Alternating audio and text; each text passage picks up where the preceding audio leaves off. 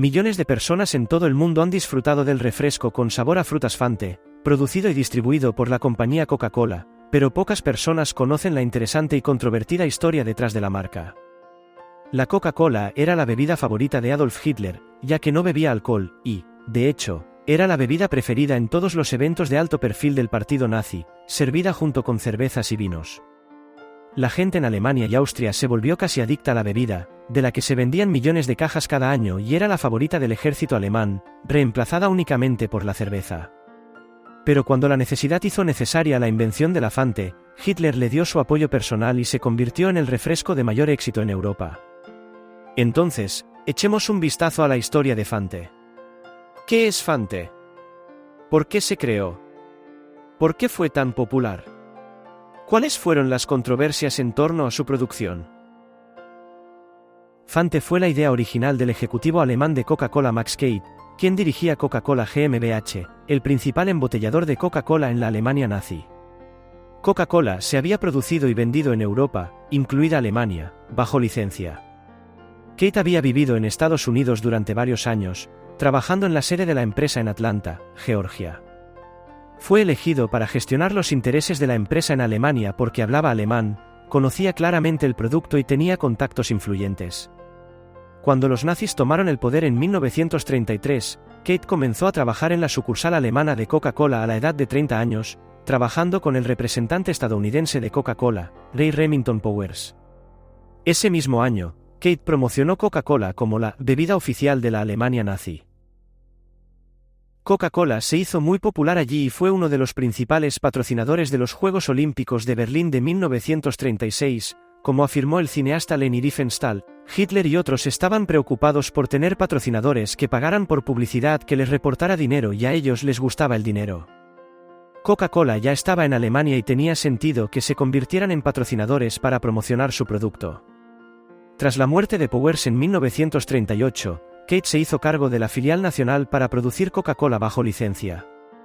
Después de que Alemania invadió Polonia el 1 de septiembre de 1939, Coca-Cola no quiso enviar su producto a Alemania, pero sí envió los ingredientes para fabricarlo allí y Coca-Cola todavía se enviaba a las naciones de Europa Occidental donde Coca-Cola todavía era la bebida más popular.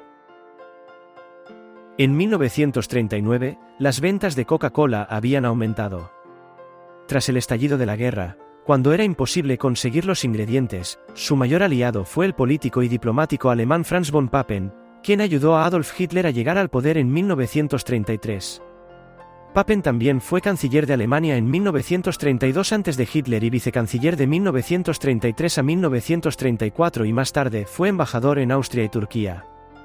Fue por influencia de Papen que Keitt fue designado para la oficina de propiedad enemiga, lo que evitó la nacionalización de esa subsidiaria, ya que era una empresa de propiedad extranjera.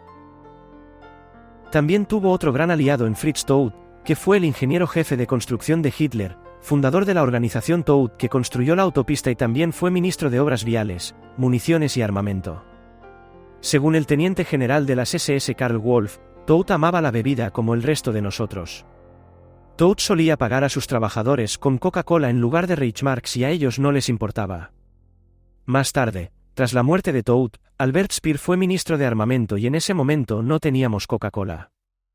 Hitler mencionó que quería algo para el pueblo. Los ingredientes de Coca-Cola, como el jarabe especial, no podían venderse en la Alemania nazi, pero la empresa no quería cerrar sus fábricas europeas que estaban a punto de quebrar.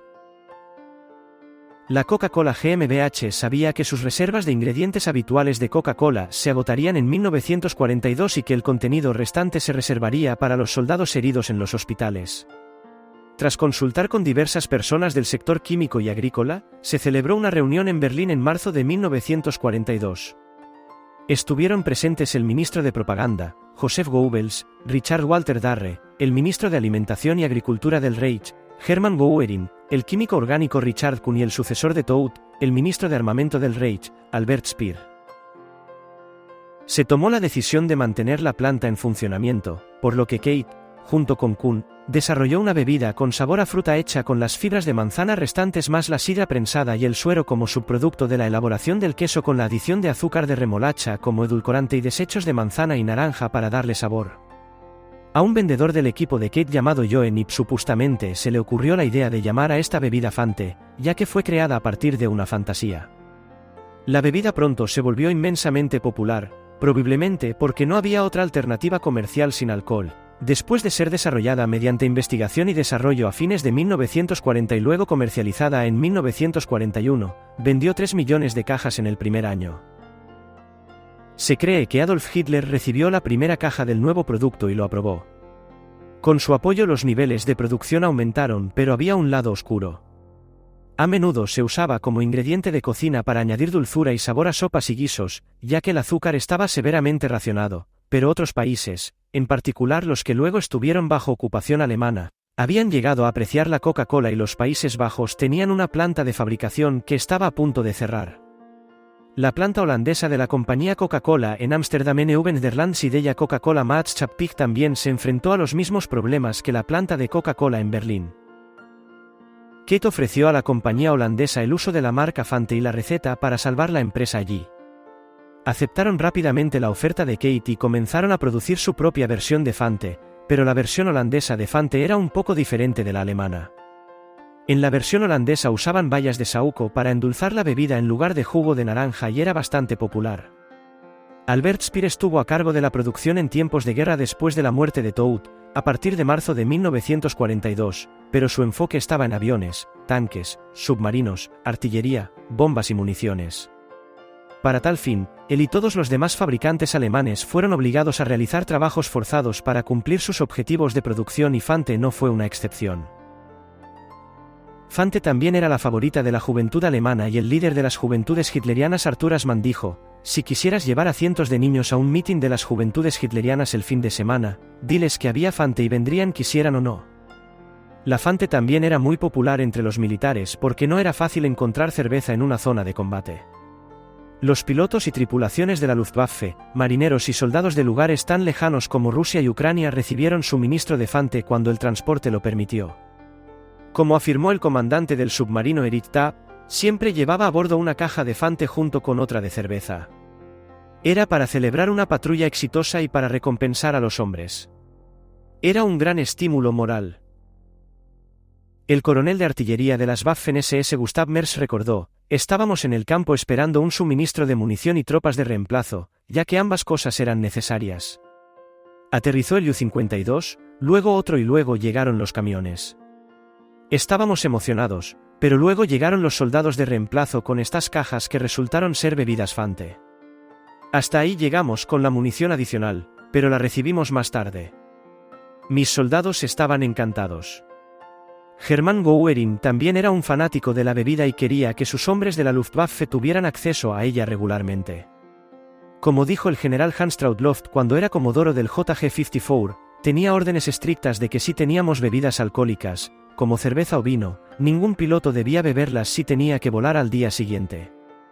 No eran buenas noticias, pero la Fante cuando llegó elevó la moral, lo cual era mejor que beber alcohol, si sabes a lo que me refiero. Debido a su popularidad, Fante fue uno de los pocos productos de lujo manufacturados exentos del racionamiento en tiempos de guerra en Alemania. El teniente general Hans Bauer, piloto personal de Hitler, también era un fanático y dijo lo siguiente: «Siempre que volé con Hitler desde 1933 hasta la guerra, siempre telefoneé a quien volara para asegurarme de que tuvieran Coca-Cola lista para él». Más tarde, cuando no estaba disponible y él aprobó la Fante, le llevé algunas botellas. Eva Braun más tarde también le guardó una caja. En 1945, en las últimas etapas de la guerra, un general alemán ordenó a Kate que cambiara el nombre de la subsidiaria, pero él se negó y ese general murió en un ataque aéreo antes de que se tomara alguna acción contra Kate. Alemania había perdido la guerra y durante todo este tiempo Max Kate continuó produciendo Fante. Cuando los estadounidenses entraron en Berlín, encontraron a Kate en una fábrica de Coca-Cola casi bombardeada que todavía producía Fante. El edificio no tenía techo. Desafortunadamente, el final de la Segunda Guerra Mundial significó el fin de la producción de la Fante original. Cabe señalar que Kate, a pesar de no tener más remedio que utilizar mano de obra esclava, no perdió a ninguno de sus trabajadores por malos tratos y de hecho los cuidó porque los consideraba esenciales para el esfuerzo bélico. Cuando fue interrogado por las autoridades estadounidenses, Kate dijo que podría haber cerrado la planta de Coca-Cola y haberse ido a casa, pero perseveró y salvó las operaciones alemanas de la compañía. Fue arrestado bajo sospecha de especulación con la guerra y uso de mano de obra esclava, pero fue exonerado por sus propios esclavos, quienes afirmaron que en realidad los había protegido. Aunque Max Kate trabajó con los nazis durante la Segunda Guerra Mundial, no enfrentó repercusiones por sus acciones. Los ejecutivos de Coca-Cola en Estados Unidos aplaudieron la lealtad de Kate a Coca-Cola durante ese periodo. La conexión de Fante con el Holocausto, como la de todos los negocios en la Alemania nazi, continuó mucho después de la guerra, lo que llevó a Coca-Cola a emitir un comunicado en 2015 en el que negaba su asociación con Hitler y los nazis, afirmando que la empresa no era responsable de las operaciones en Alemania, por lo tanto, no había participado en el uso de mano de obra esclava. Después de la guerra, la Coca-Cola Company recuperó el control de la planta, la fórmula y las marcas registradas del nuevo producto Fante, así como las ganancias de la planta obtenidas durante la guerra. La producción de Fante se interrumpió en 1949 en Alemania, pero Fante seguiría existiendo. De hecho, en 1955, los italianos abrieron una fábrica en Nápoles e inventaron una receta basada en frutas cítricas locales, incluidas las naranjas que quizás reconocemos hoy, creando el familiar color naranja de Fante. La nueva Fante italiana ganó rápidamente gran popularidad en la Europa de la posguerra, tanto que Coca-Cola comenzó a ampliar la disponibilidad de la bebida a varios mercados. Se hizo especialmente popular en los mercados tropicales que apreciaban las bebidas con sabor a frutas, como América del Sur y África.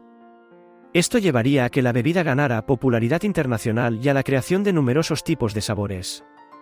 En 2001, la popularidad de Fante en Estados Unidos había disminuido debido a la feroz competencia, y los ejecutivos de Coca-Cola quisieron darle a la bebida una nueva campaña publicitaria y esperaron 10 años antes de reintroducir Fante al público.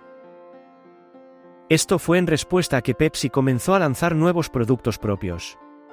El jarabe de maíz con alto contenido de fructosa se utiliza como edulcorante en la Fante que se vende en Estados Unidos, pero muchos otros países utilizan azúcar para endulzar la bebida. A nivel internacional, se puede encontrar en sabores únicos como la fruta del dragón colita en Costa Rica y Japón, que sabe a sandía salada. El legado de Fante se debe a las condiciones de guerra y a la necesidad, el ingenio y el deseo de un hombre de mantener su empresa en marcha contra viento y marea. De hecho, hoy en día hay una calle en Essen, Alemania, donde se encontraba la antigua sede de Coca-Cola Alemania, que lleva el nombre de Max Kate. El mayor distribuidor de Coca-Cola en Europa fue el ex campeón mundial de boxeo de peso pesado Max Schmeling, con sede en Hamburgo. Jugó un papel decisivo a la hora de llevar la nueva fórmula de Fante de regreso al mercado mundial. Como dijo, me encantaba la Coca-Cola cuando la podíamos conseguir antes de la guerra y luego, cuando salió la Fante, era un buen sustituto, pero la versión italiana era mucho mejor y le dije a la gente de Atlanta que deberíamos empezar a producirla para una distribución más amplia.